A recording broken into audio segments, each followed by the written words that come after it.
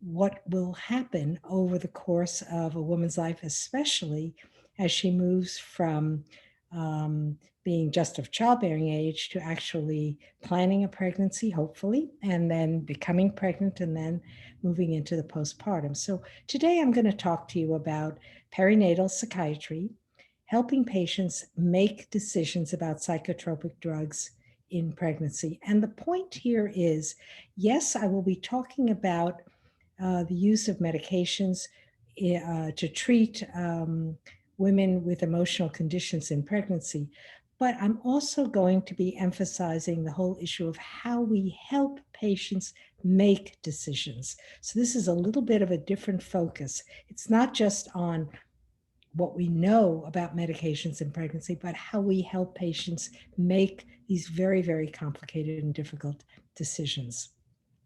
Briefly, my disclosures. The only disclosure I have is that I recently did a presentation for Sage Therapeutics, much on this subject, actually. I do intend to discuss the use of off-label, unapproved use of drugs because most of the medications that we do talk about, in fact, are not approved specifically for use in pregnancy. At the end of this presentation, you should be able to list factors to consider when deciding whether to recommend a psychiatric medication in pregnancy. You should be able to talk about the negative maternal outcomes associated with antenatal depression, that is, depression during pregnancy. You should also be able to cite the negative outcomes for offspring, which are associated with maternal antenatal depression. And then finally, I hope you'll be able to list the known adverse outcomes in offspring exposed prenatally or antenatally to serotonergic antidepressants and other psychiatric medications. So let me give you some background data.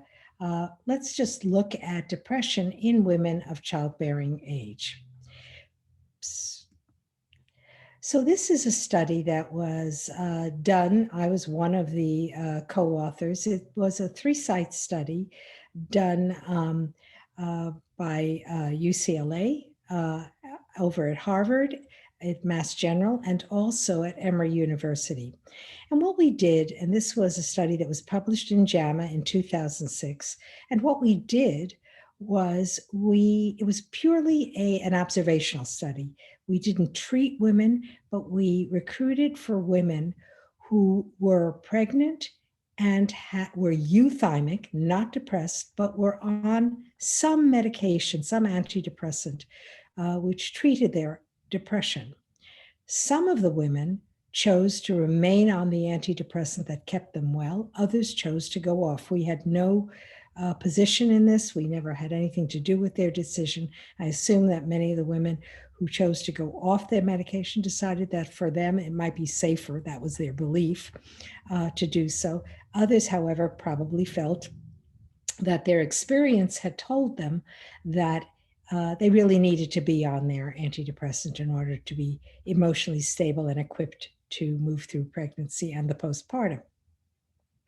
We followed these women for the 9 months of pregnancy, and what we found was that of those women who discontinued their antidepressant, almost 70% of them relapsed during pregnancy. And in fact, those that did relapse, relapsed pretty quickly within the first month or two of pregnancy.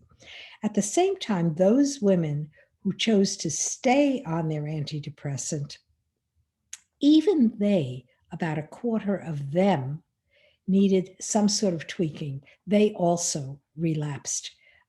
So while pregnancy itself doesn't portend a bad outcome in terms of depression, it does suggest that for women who require an antidepressant proximate to pregnancy in order to be well, there may be a price to pay if they go off the antidepressant that keeps them well. In fact, the hazard rate was 5 times as many women who discontinue their medication during pregnancy actually relapsed as compared to those who did not. So, treating depression in pregnancy, what we can say is that no decision is risk-free. Maternal stress and depression during pregnancy are associated with serious maternal illness, with poor health behaviors, and an increased risk for postpartum illness and other serious psychiatric illnesses. Discontinuing antidepressants in pregnant women incurs a risk for serious depressive illness, that is, a relapse of depression. This is an old slide, but it's been repeated many, many times, and I think it bears emphasizing and stressing, because what this does is it looks at the 2 years prior to childbirth and the 2 years after childbirth, and it looks at psychiatric admissions. And what you can see is that those months following childbirth are a particularly vulnerable time for women psychiatrically. That is to say, that during the postpartum, and especially during those first few months postpartum, there is an increased risk for psychiatric vulnerability, for some sort of postpartum emotional condition. We know that perhaps 90, maybe more than 90% of women suffer from what we would call postpartum blues. That is kind of a roughening of mood, some anxiety, some irritability, but usually that goes away within about 2 weeks. And even during that 2-week period when it's still there, women tend to be able to function, but there is something irregular about their mood. However, in other women, that postpartum blues kind of evolves into something else, something a lot more serious, some other postpartum disorder. It could be depression. It could, if for women who have bipolar disorder, it can be a bipolar episode. It can be OCD. It can be an anxiety. It can be an anxious depression. And in some women, it can even be psychosis. But the bottom line is that those first few months following childbirth are really times of vulnerability. And we know also that having had an episode or more than one episode of, say, depression prior to childbirth puts one at very much increased risk for the emergence of a relapse or recurrence, I should say, during the postpartum. Furthermore, being depressed during pregnancy, it makes sense that you're not going to march into the postpartum and not be depressed, because, of course, during the postpartum, a woman is very responsible for her baby, perhaps for other school-age children at home, for other responsibilities, sometimes even work responsibilities, and their likelihood of being depressed, if they've been depressed during pregnancy, is very, very high. They're going to be depressed. This is an excellent study that was done by Myrna Weissman, and it was kind of a tag-along study to the STAR-D study. And what she and her group did was she followed children aged 7 to 17 whose mothers were depressed. And what she found was that of those children whose mothers did not remit, they were treated via the STAR-D. If they didn't remit, 43% of them actually became ill in some other way. They either became depressed, they were anxious, they had an anxious depression, or they had some sort of disruptive behaviors, as compared to 24% of those children whose mothers were adequately treated for depression. So it matters that not just for moms, but for their children, that they be adequately treated. We could then say that depression during pregnancy in some ways can be a child's first adverse life event, largely because we know that there are epigenetic issues that occur during pregnancy that affect outcome in infants and children, but also, as I said, being depressed in pregnancy portends really not doing well during the postpartum as well. And postpartum environment, the postnatal environment, is extremely important for the well-being of infants and well beyond infanthood, toddlers and school-age children, and beyond that as well. So, what are the considerations when we think about whether or not to medicate in pregnancy? And I will tell you, this is not just about psychiatry. Anyone who thinks, do I need to treat a woman with a medication during pregnancy, really needs to kind of think about these sorts of issues. First of all, how old is the woman that we're going to be treating? Our decisions will be very, very different for the woman who is, say, 38 and wanting to get pregnant or is pregnant versus the woman who is 24. A woman who's 24, probably her fertility status is better than a woman who's in her 30s. She also has time for trials and errors. There is time before she needs to make a decision. Of course, the best time to address this is prior to pregnancy. And more in our program at UCLA, women are coming to us wanting to get pregnant with histories, with decisions like this. And that is a good time to kind of discuss what we're going to do. And again, the age and the fertility status are very important. For older patients, we'll often recommend patients see a reproductive endocrinologist to help them make those kinds of decisions, because depending on her ovarian reserve and other factors, again, there may be more or less time to make decisions. What's her obstetric history? Is she menstruating regularly? There is not a single patient in our program that we don't ask about whether or not patients are menstruating regularly. If they're not, then we really need, and especially in perinatal psychiatry, we need to understand what that means, because again, that may have implications for fertility. Has she ever had a miscarriage or an adverse infant outcome in the past? Because that also will inform how we think about risks in what we plan or we would like to do for this patient as she moves forward to become pregnant.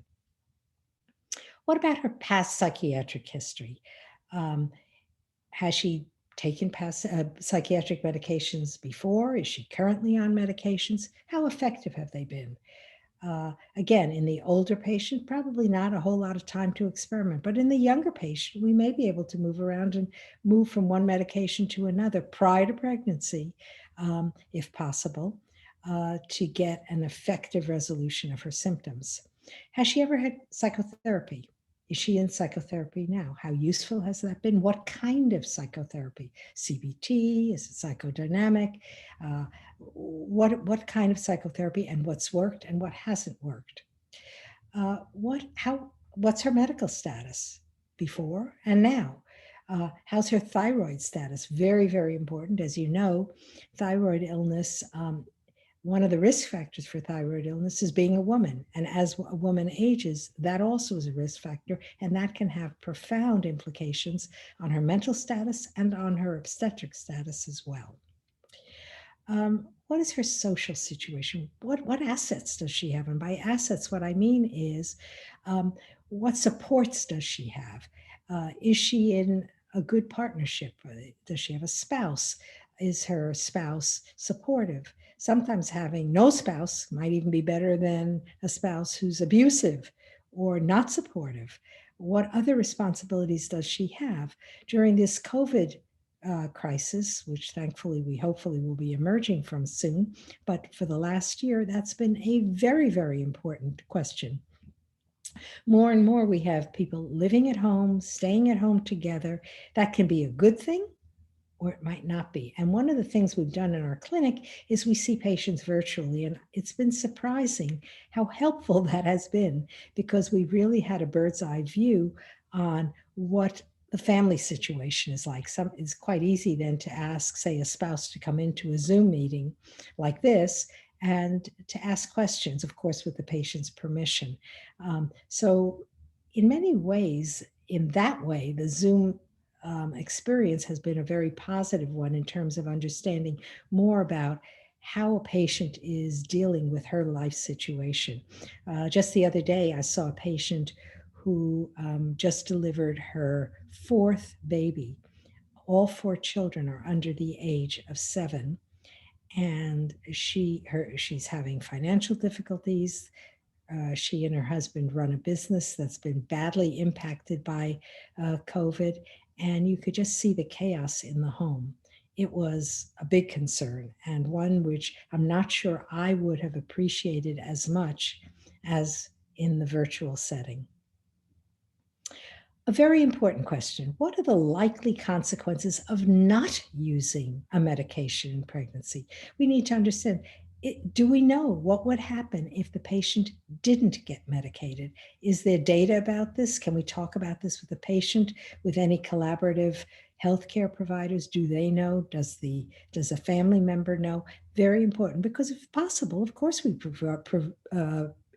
prefer not to use medications in pregnancy. But we need to know that answer to that question. And then finally, a very, very important issue is, how does the patient view the concept of risk? What's risky for one patient in one patient's mind is not risky for another. Let me give you an example. When it comes to benzodiazepines, there is, and it's controversial, there is an increased risk for cleft palate in the first trimester. The background risk with no exposure is 6 in 10,000. The risk with benzodiazepines, if correct, is twice that, double the risk. That sounds scary, except that means 10 in 10,000, or 12 in 10,000. So what does that mean to the patient? You'd be surprised. There are many patients who will say, my God, I'm not going to do that. If that increases the risk, that's not something I would ever do. Whereas other patients say, now, wait a minute.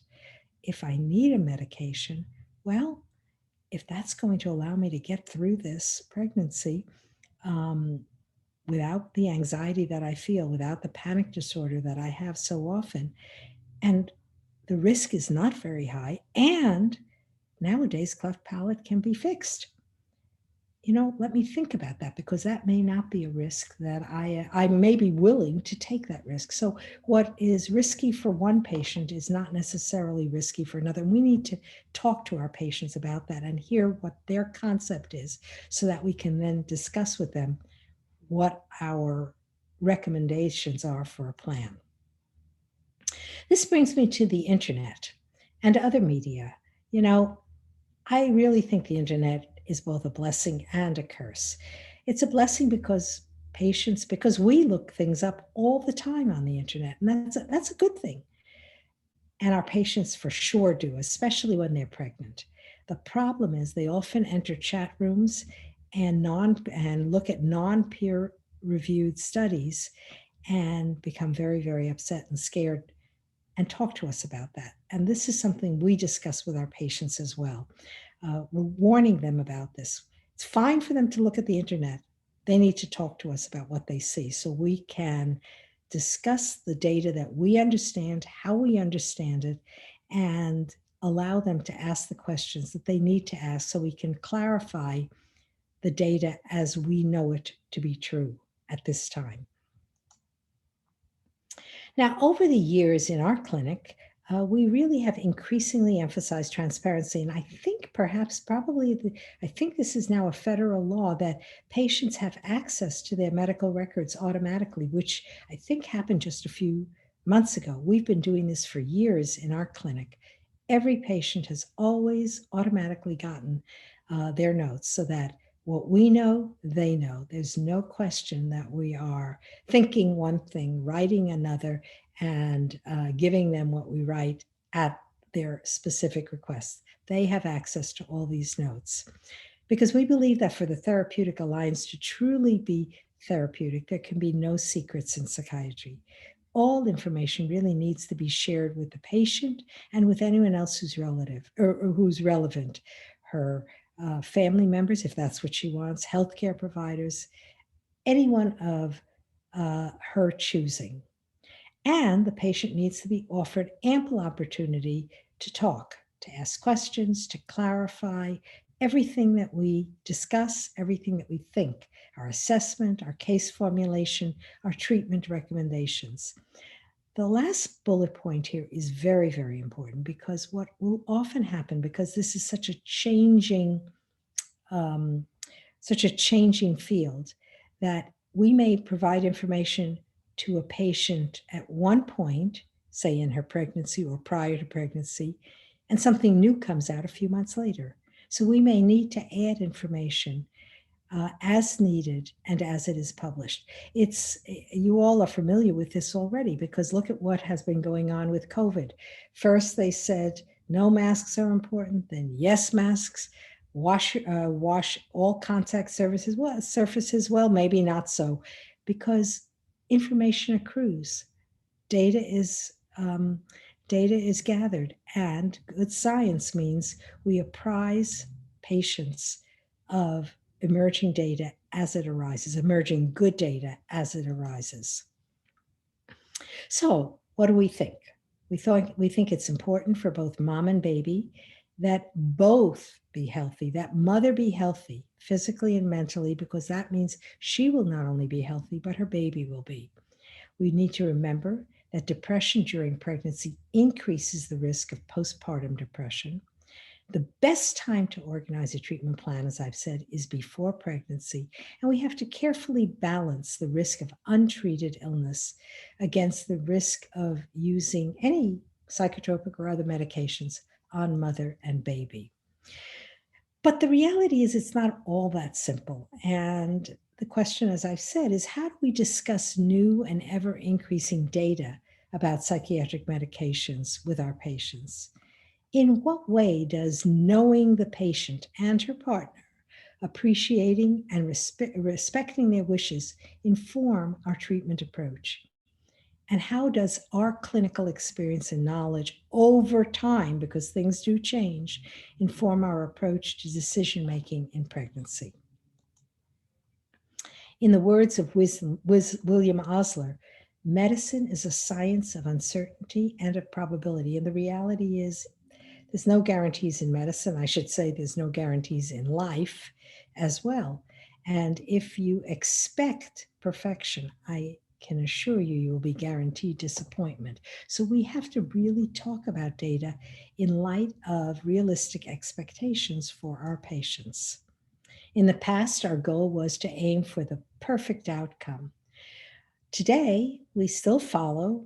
We always critically read the publications as they arrive and as they arise. And I shall tell you, I cannot begin to let you know how many times I get emails from other clinicians who will read a summary, a conclusion, a social media blurb about a study and say, how am I going to treat my patient with such and such a psychiatric medication? Look at this. It increases this adverse event or that one. And the reality is, once I read the paper, I realize the paper is badly flawed. And most people don't, even clinicians don't read the paper carefully. In perinatal psychiatry, those of us that practice this is our job. We have to do that so we can help our patients make wise decisions.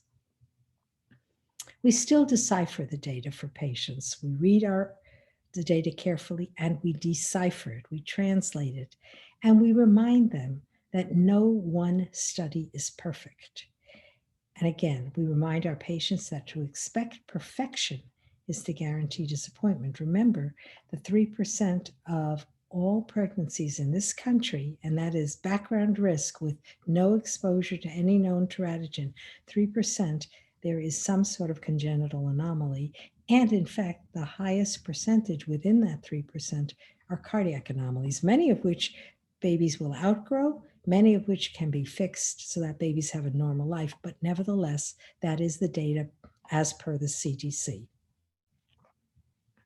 And as I say, new articles come out all the time on psychiatric medications in pregnancy. And we have to keep current and to examine the literature carefully and discuss that data with our patients and with our colleagues. We have to also remember the possible maternal and negative maternal and infant outcomes, which are associated with depression in pregnancy. Remember that a mom who is depressed in pregnancy isn't taking care of herself.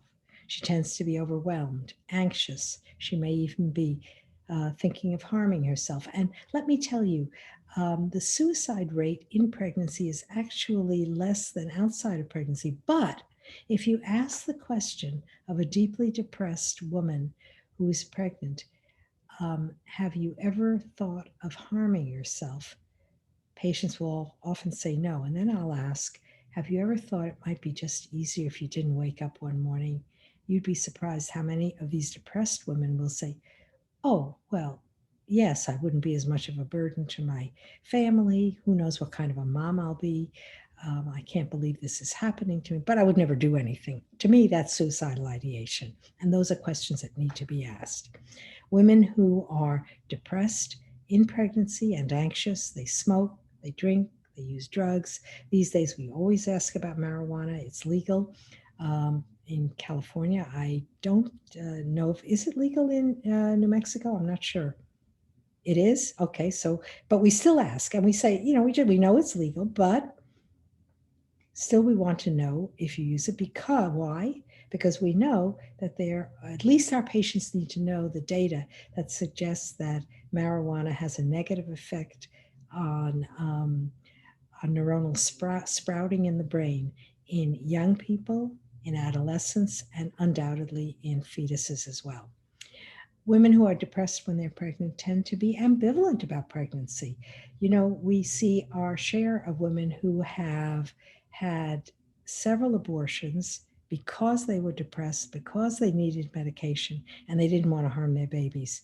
I find that this is not a political statement, it's just a statement that for women who actually wanted to have a baby, who planned to have a baby, and then choose to end a pregnancy, I can't think of a more negative outcome than doing that when in fact they wanted that baby, but they were afraid to go without medication. And then they end up in our clinic and we can at least enlighten them about what we see as a much safer way to get through pregnancy and the postpartum. As I mentioned, the risk is dramatically increased for postpartum disorders in women who are depressed during pregnancy.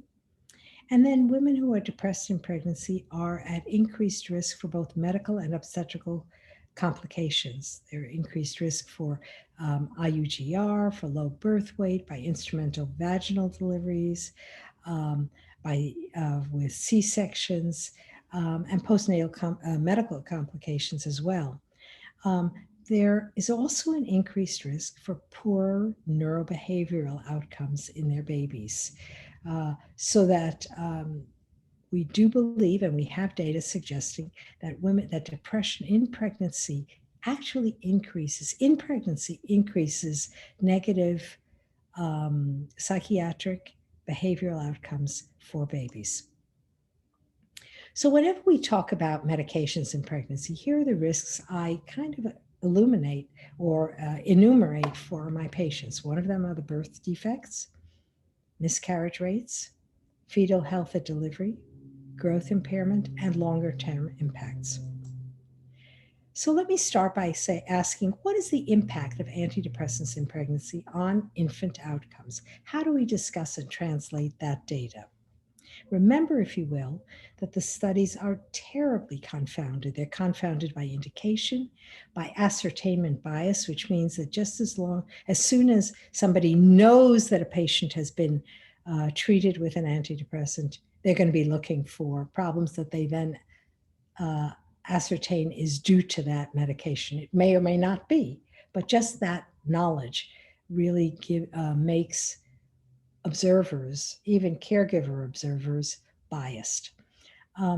Studies are also uncontrolled for associated behaviors, for drinking, for smoking, for other behaviors. There are issues of power, either the power is too low or so great, and then there are compartmentalization of data so that you don't have enough power in each compartment. There's often, as I say, subgroup analyses problems.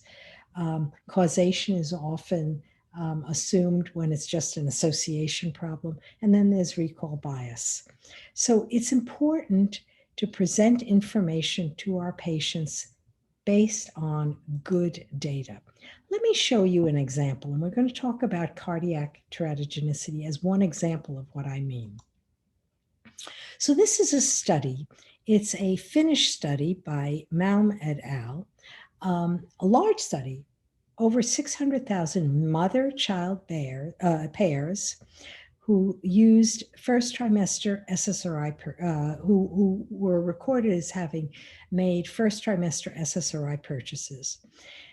They found that women who purchased SSRIs were less likely to be married, more likely to smoke, have chronic diseases, use non-SSRI psychotropics and non-psychotropics as well.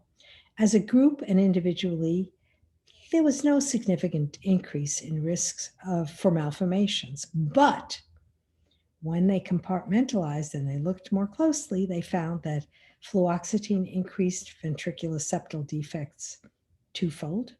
Paroxetine increased right ventricular outflow defects fivefold. And citalopram increased neural tract defects more than twofold. At the same time, they noted that the risk of fetal alcohol spectrum disorder was 10 times higher in SSRI exposed pregnant women than in non-SSRI exposed women. Obviously, what this suggests is that an underlying psychiatric condition was responsible for both SSRI use and alcohol use. And the alcohol use undoubtedly increased the risk for fetal alcohol spectrum disorders. So that study suggests what we call confounding by indication, so that it may be that depression itself may have predisposed to adverse outcomes rather than the SSRI itself. The study design included the fact that SSRI-exposed depressed women were compared with unexposed, non-depressed women. The study that should have been done was a randomized controlled study where depressed women were randomized to SSRI or placebo. But that study will never, ever be done because it's unethical. You cannot tell depressed pregnant women, you can't divide them and some will be treated and some won't be. That would be unethical and can never be approved by any institutional review board. And that's the problem with case-controlled, database-linked studies. So more and more recent studies have attempted to somehow figure out a way to control for that the best they can. And this is another study which does that, and it uses something called propensity matching. So this was a population-based cohort study, a large study of almost 1 million subjects, in which the primary outcome was major cardiac malformations among first trimester antidepressant exposed infants versus non-exposed infants, similar to the other study. They also started out by stating that their secondary outcome were the types of cardiac defects. They used pharmacy records to determine exposure in the first trimester. They recorded cardiac malformations in maternal and infant records in the first 90 days postpartum. And they recorded maternal depression diagnoses from actual records. But here's what they also did, because how do you know, just because someone has been recorded as having a depression, how severe was that depression? Could that perhaps have an impact on the results? And here's where they use what we call propensity matching. To address the severity of maternal depression, they used what we call proxies.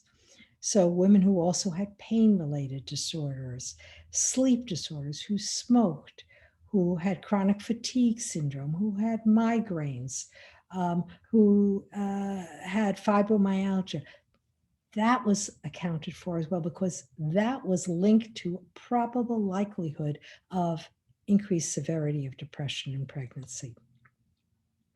When they adjusted for the diagnosis of depression, and the depressive equivalent markers, they found no statistically significant risk of any cardiac malformation with first trimester exposure to any antidepressants, whether it be SSRIs, SNRIs, or bupropion. And that for the SSRIs, there was no significant association between the use of paroxetine and right ventricular outflow tract obstruction, no significant association between sertraline and ventricular septal defects. So it's important to remember that SSRIs are the most studied antidepressants in pregnancy. We have data from well over 33,000 reported published exposures. Overall, SSRI use is not associated with any specific morphologic teratogenic risks. And as I mentioned, we can't guarantee anything. I can't sign in blood that your baby will be perfect because of the background risk for major congenital malformations of about 3%. Let me just mention other issues, because I can't go over all the data. There's not time now, but we now believe that there is no statistically significantly increased risk of miscarriage. This comes from a large systematic meta-analysis. There's no increased risk of stillbirth, neonatal mortality, or postnatal mortality with antenatal SSRIs. SSRIs and untreated maternal depression do not cause clinically significant lower birth weight. There is a small, statistically significant, but probably not clinically significant reduction in the length of gestation by about 3 to 5 days with antidepressants, but also with depression in pregnancy. So again, that confounding by indication has to be remembered. One thing I do tell patients is that with third trimester use, about 25% of babies born to women who are exposed to antidepressants in the latter trimester do have transient perinatal adverse events. They may not suck as well. They may be somewhat jittery. They may have poorer muscle tone. They may even have some respiratory distress as evidenced by grunting. It is listed that there's a possibility of seizure. I've never seen that, but there are a couple of cases that are reported, so I'll mention that here. We have never seen that in the 30 years of our clinic. But when these events occur, they usually are mild. They disappear within hours, mostly. It does say 2 weeks, but our patients get better within a few hours, a day, maybe 2 days. It's why we suggest that infants exposed to antidepressants perinatally should be monitored after birth for about 48 hours for additional care as needed, just to make sure. I will add that for those children who have had these adverse events, there are a couple of studies that have shown that there is no adverse impact on intelligence, aberrant behaviors, depression, or anxiety in children up to the age of 5 years old. There is an old set of studies that suggested that women who were on antidepressants, SSRIs in particular, in the last trimester were at risk for their babies having persistent pulmonary hypertension.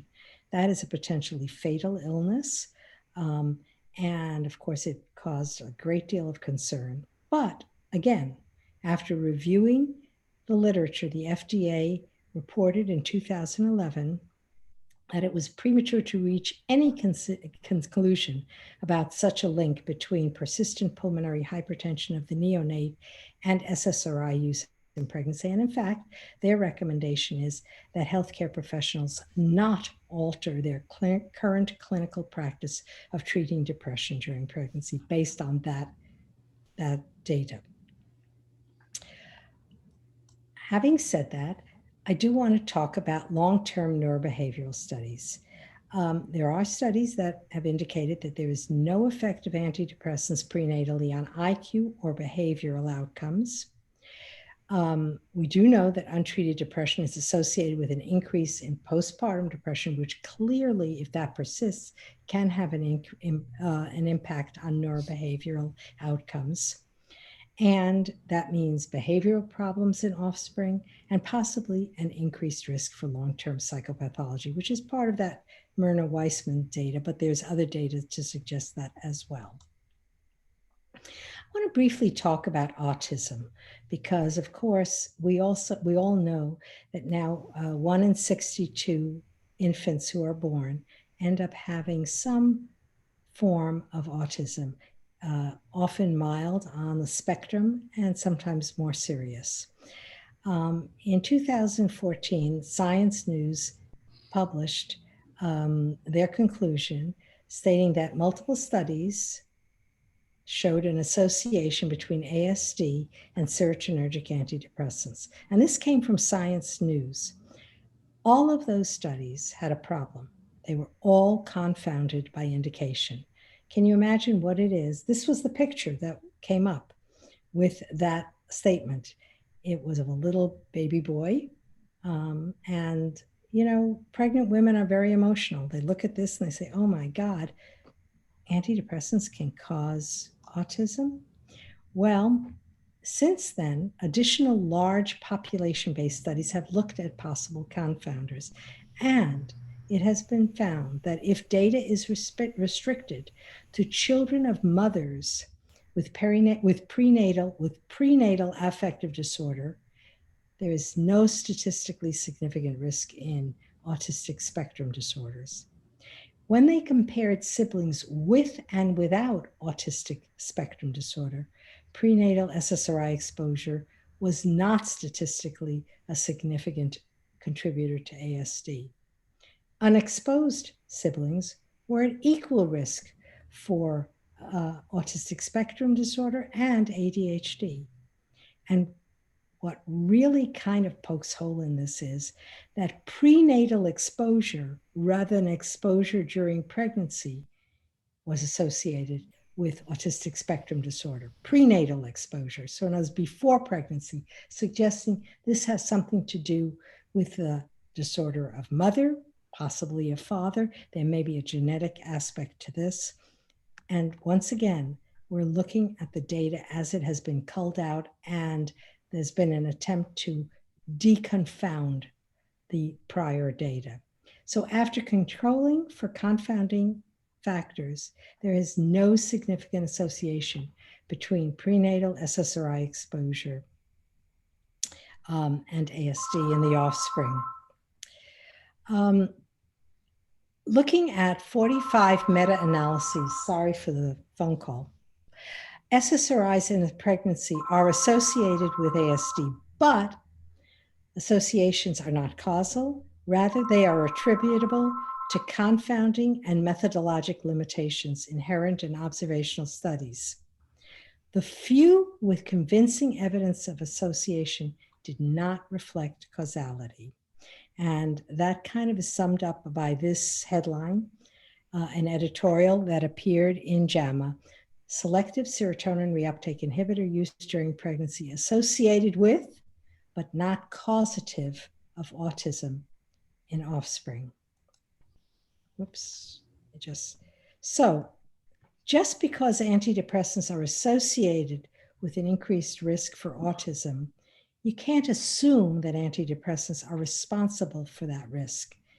And in fact, that's a common problem across all of the literature when it comes to the use of medications in pregnancy. Genetic and behavioral factors associated with maternal and family mental illness make it look like treatment, the antidepressants, is the cause of increased risk for ASD. But carefully analyzing the data does not support this conclusion.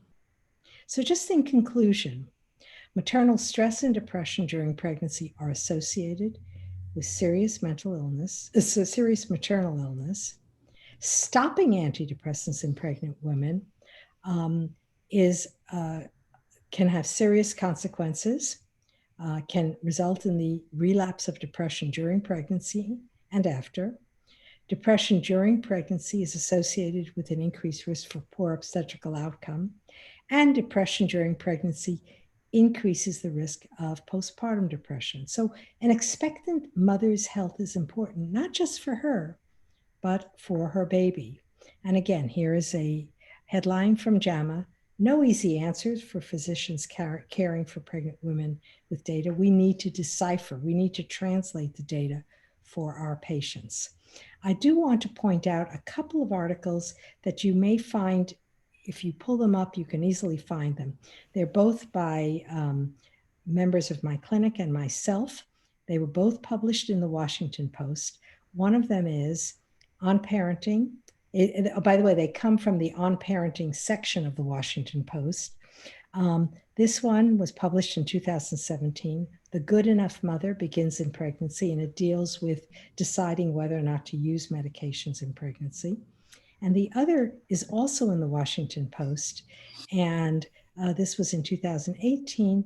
It was in 2018, I believe. And it's Doctor Says, when it comes to breastfeeding, your health and happiness matter as much as your baby's. Again, this speaks to the whole issue of breastfeeding. And while breastfeeding is a wonderful and excellent way to bond with a baby, in the setting of maternal mental illness, it may not be the best solution. And it's an article that speaks to that issue as well. So I'm going to stop now and see if there are any questions. Dr. Higgins, do you want to lead that?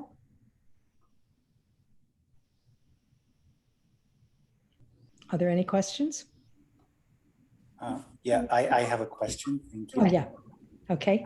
Thank you for a wonderful presentation, Dr. Burt. What are your choices and recommendations for mood stabilizers and antipsychotics during pregnancy? Oh, two questions, mood stabilizers and antipsychotics. Well, okay, obviously I couldn't cover everything, but when I have a whole lecture on bipolar disorder, but basically lithium is still the gold standard in pregnancy. The data supports that. The risk of a bipolar, there's data that looks at it in pregnancy and in the postpartum. And for women who go off the mood stabilizer, that the lithium, if that's the mood stabilizer, but any mood stabilizer that keeps them well, they're at very, very much increased risk, 50 to 75% risk of decompensating during pregnancy. All of the mood stabilizers have some teratogenic risk, right? But in fact, lithium has less than the anticonvulsants for sure. We do not recommend valproic acid during pregnancy because that substantially increases the risk for spina bifida, other spinal cord defects, and mental retardation. Oxcarbazepine also increases the risk for spina bifida and other neural tube defects. Lithium is less risky, probably 1 in 100 chance, but you can evaluate that both prenatal. Now we have so many excellent ways of evaluating this, largely high-level ultrasounds, and the risk is far greater than 1 in 100 for bipolar decompensation with bad outcomes, in terms of delivery. So we really need to keep women well. And so we use lithium all the time. There was a study that suggested, by Paterno et al., that suggested that if you keep the lithium levels at less than 900 milligrams per day in the first trimester, there really was very, very little risk for cardiac defects. And the first trimester is the only time you really worry about cardiac defects, right, with lithium. I'm very careful to present that data because for the patient that needs more, she needs more, right? And the risk still is not high, but I did want to state that as a possibility. So in terms of mood stabilizers, that would be my recommendation. Now, some people talk about lamotrigine. For those women with bipolar disorder who have been stable on lamotrigine, that's also a very good solution during pregnancy. There was some North American data that suggested an increased risk for oral clefts, a substantially increased risk for oral clefts. However, there was a much larger study in Europe with many, many more subjects that did not suggest such an increased risk. So I feel very, very comfortable using lamotrigine during pregnancy. Now, with both lamotrigine and lithium, you want to check levels carefully throughout pregnancy. It's best to get a prenatal, if you can, a prenatal level, and then watch the levels. Now, what does that mean? It doesn't mean that I treat according to the level, but it's something to know about while watching the clinical status of the patient. Often patients will need higher doses of lithium or lamotrigine over the course of pregnancy, and we want to be careful at delivery, in the case of lamotrigine, to go back down to the prenatal lamotrigine level, because you can have adverse ataxia, dizziness effects with high lamotrigine levels. Additionally, with lithium, you want to aim for a high prenatal dose of lithium, because the risk for bipolar decompensation is very, very great in the postpartum. Now, you also asked about antipsychotics. I'll try to grab that and say as much as I can about that quickly. More and more, we're using atypical antipsychotics, aren't we? And we use them not just for psychosis, don't we? We use them for a lot of other uses, to augment antidepressants. We even use them for insomnia at times in low doses, right? The data from Mass General, they're running a very, very good registry, really looks excellent. It's preliminary, but it's growing. There are now well over 1,000 subjects enrolled. Well, there's almost 2,000 subjects, but I think we have data for well over 1,000. And it does not suggest an increased risk for congenital defects with the atypical antipsychotics. Now, none of this speaks to what we really want to know, which is also not just congenital malformations. What about the different antipsychotics, right? And we don't have data for each of the individual antipsychotics yet. And the other thing we don't know about is, what about neurobehavioral outcomes, right, with the antipsychotics? But what do we know? We know that postnatal environment certainly has an impact on neurobehavioral outcomes in children, in babies and children, and as they grow up into adolescents and adults. That's certainly going. So the postnatal environment is important. We have loads of data for that. So I think, again, you have to kind of weigh everything. And if you're talking about someone who requires a mood stabilizer, who requires an atypical antipsychotic to remain well, if they don't get it, what's the postnatal environment going to be like? And I think that's where we have to go with,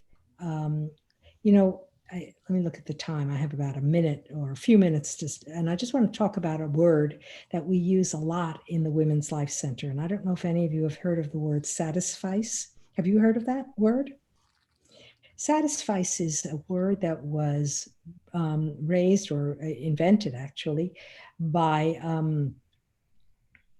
the winner of a Nobel Prize in the 1950s, okay? And Herbert Simon.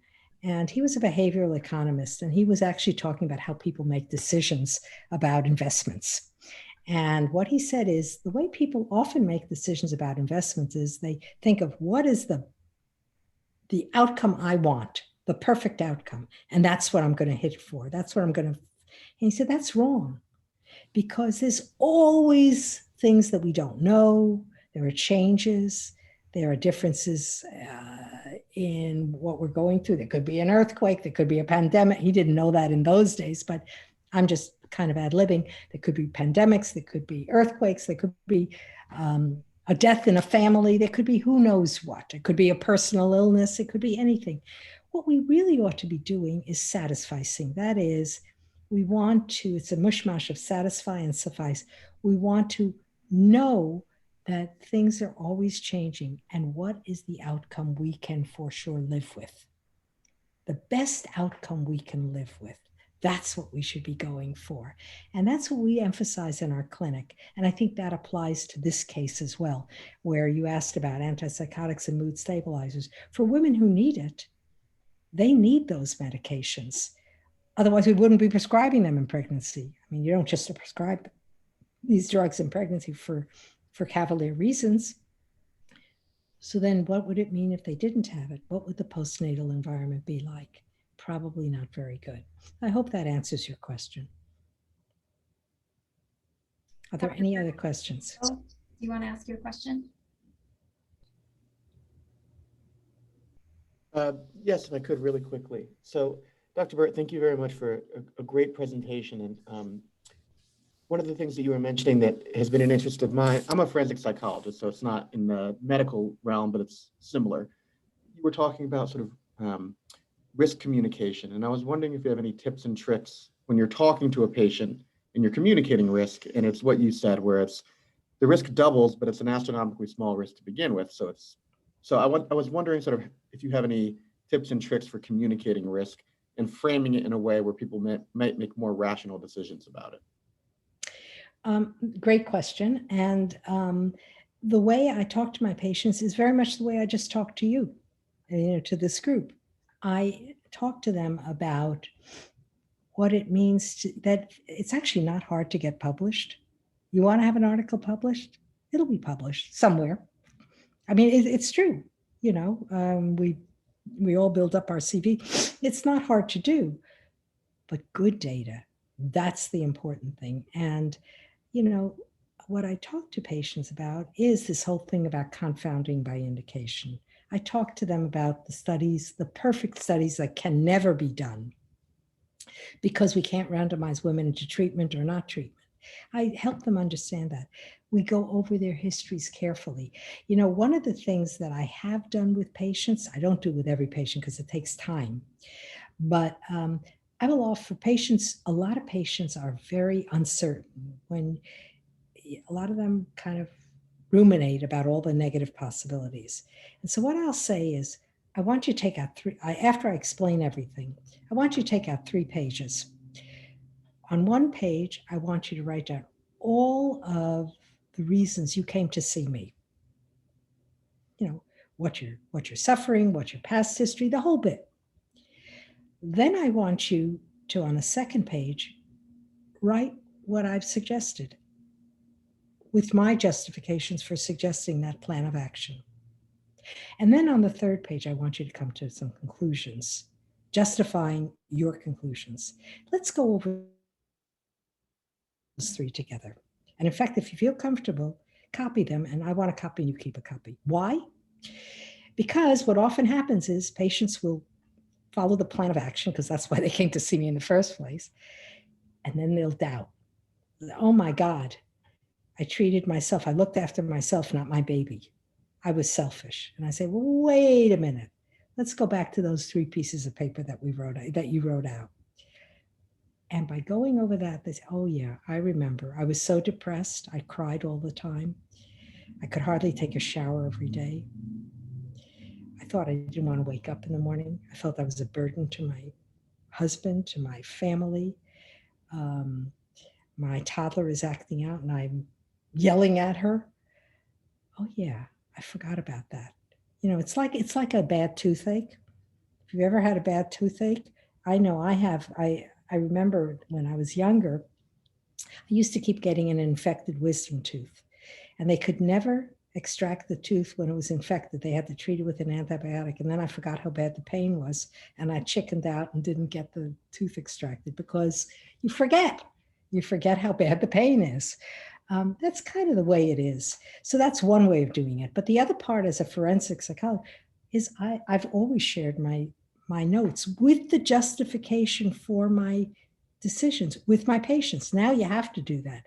But I always did, because the truth is I see a lot of patients. I might forget. So far, I've never been sued, but it could happen. And if it does, I'll just do my best and say, this is why we decided to do what we did. Best answer I could give you. Thank you very much. Any other questions?